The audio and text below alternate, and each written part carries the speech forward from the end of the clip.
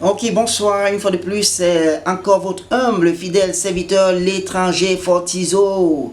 Déjà, je tiens à vous accueillir une fois de plus à ma chaîne, la chaîne Pleroma Fortizo. Si vous n'êtes pas abonné, veuillez vous abonner maintenant. Et aussi, pensez à aimer, c'est-à-dire liker, pensez aussi à partager avec vos amis parce que ce sont éventuellement des choses qui béniront tout votre entourage, bien sûr. Ok, voilà. Aujourd'hui, j'ai pas assez de temps avec vous, mais je vais partager deux ou trois choses avec vous par rapport aux questions qui me parviennent de gauche à droite et aussi suivant le cours que je suis en train de donner à l'heure actuelle à certains de mes élèves. Ok, voilà, c'est trois points de base pour pouvoir voir dans le règne spirituel. C'est tellement très très nécessaire. Et on ne peut pas se fatiguer de souligner cela parce que vous savez, en tant que chrétien, vous devez être capable de voir dans le règne spirituel. Autrement dit, vous n'êtes pas différent de ceux qui ne sont même pas nés de nouveau. Pourquoi donc être né de nouveau si vous allez rester dans le même diapason qu'avant, si vous allez rester dans les mêmes choses qu'avant, si vous allez rester dans le même monde dans lequel vous étiez auparavant? Les trois points basiques pour pouvoir voir dans le règne spirituel ne sont pas aussi difficiles. Le premier point aussi facile, mais très très très important. D'ailleurs, notre Seigneur Jésus-Christ l'a souligné quand il discutait avec Nicodème dans Jean chapitre 3, à partir du verset 1. Il a dit à Nicodème, si un homme ne naît de nouveau, il ne peut voir le royaume de Dieu. Vous voyez, il dit, voir le royaume de Dieu, voir le royaume de Dieu. Comment peux-tu voir un royaume qui est spirituel? Parce que le royaume de Dieu, certainement, c'est un royaume spirituel. Pourquoi spirituel? Parce que Dieu est esprit. La Bible nous a dit que Dieu est le Père des esprits. Ça veut dire que Dieu est esprit. Et s'il a un royaume, ce royaume, certainement, doit être un royaume spirituel. Et comment donc toi, homme physique, peux-tu voir le royaume de Dieu qui est un royaume spirituel? C'est pourquoi Jésus-Christ a dit, il faut que vous naissiez de nouveau. Donc naître de nouveau, c'est la première chose qui doit se passer dans la vie d'un individu s'il veut voir dans le règne spirituel. Vous devez naître de nouveau. Et après avoir, c'est-à-dire reçu Christ, après être né de nouveau, ça ne s'arrête pas là. Vous devez continuer. Il y a d'autres paramètres. En tant que chrétien, je dis, il y a d'autres paramètres. L'autre paramètre, c'est recevoir le Saint-Esprit, ce qui est encore une clé. Il dit recevoir le Saint-Esprit. Quand vous recevez le Saint-Esprit, c'est le deuxième point. Vous recevez le Saint-Esprit, il vous aidera, il vous ouvrira aussi les yeux dans le règne spirituel. Déjà, souvenez-vous aussi quand Jésus-Christ a dit que le Saint-Esprit qui viendra, il dit en son nom, alors l'Allos Paracletos, il va vous montrer des choses à venir. Ça veut dire que si le Saint-Esprit nous montrera les choses à venir, ça veut dire que ces choses ne se voient pas dans le physique, mais comme c'est encore dans l'avenir, lui, il nous montrera ces choses. Comment on les voit? C'est toujours voir dans le règne spirituel. Donc c'est important pour nous de prendre au sérieux la présence du Saint-Esprit en nous. Si vous êtes chrétien, c'est une chose, vous êtes né de nouveau, la prochaine chose à faire, c'est de recevoir le Saint-Esprit à l'intérieur de vous, qu'il vienne résider en vous. D'ailleurs, c'est le rêve de Dieu. Jésus-Christ a dit, il faut que je m'en aille. Et que si je parte, vous allez recevoir la promesse du Père.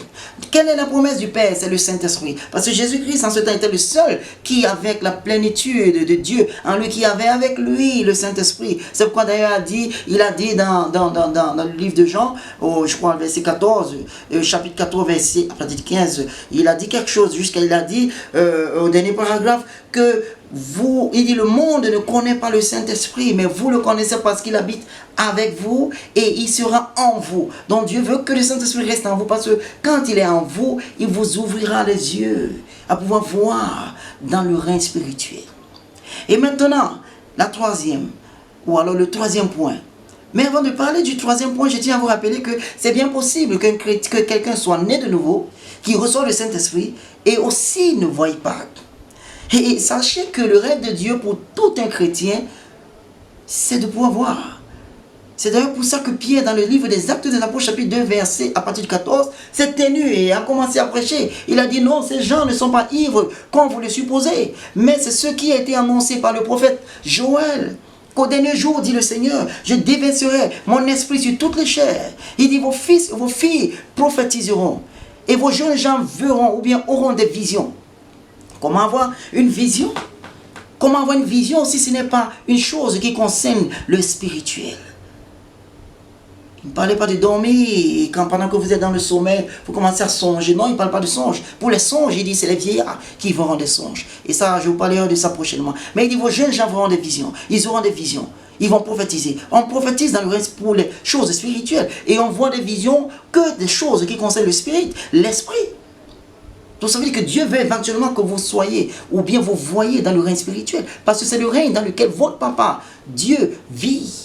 C'est dans ce règne qu'il vit. Il ne vit pas dans le règne physique. Le règne physique d'ailleurs est dans le règne spirituel. Alors il est possible que vous soyez né de nouveau, que vous soyez rempli du Saint-Esprit, et surtout, et encore vous ne voyez pas. C'est possible. Mais qu'est-ce qu'il faut donc faire en ce moment? C'est simple. C'est bien simple. Ce qu'il faut faire, je vous le montre tout de suite. La troisième chose, ou le troisième point, c'est avoir un cœur pur. Avoir un cœur pur est très très nécessaire pour tout un chrétien. Pourquoi? Regardez Matthieu, chapitre 5, verset 8. Et sachez que chaque fois que Jésus-Christ parle, prenez cela au sérieux. Prenez cela au sérieux parce que c'est le maître de l'esprit. Il est le maître de tout. Il connaît tout.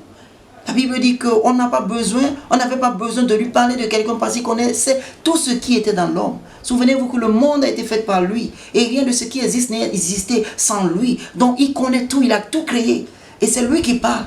Il dit heureux ceux qui ont le cœur pur car ils verront Dieu. Même s'il fallait qu'on supprime le dernier mot qui est Dieu. Il dit heureux ceux qui ont le cœur pur car ils verront. Car ils verront. Donc pour voir, il faut avoir un cœur pur. Donc après être né de nouveau, après avoir reçu le Saint-Esprit pour habiter en vous, si vous ne voyez pas, vous pouvez aussi chercher à voir si vous avez un cœur pur ou pas.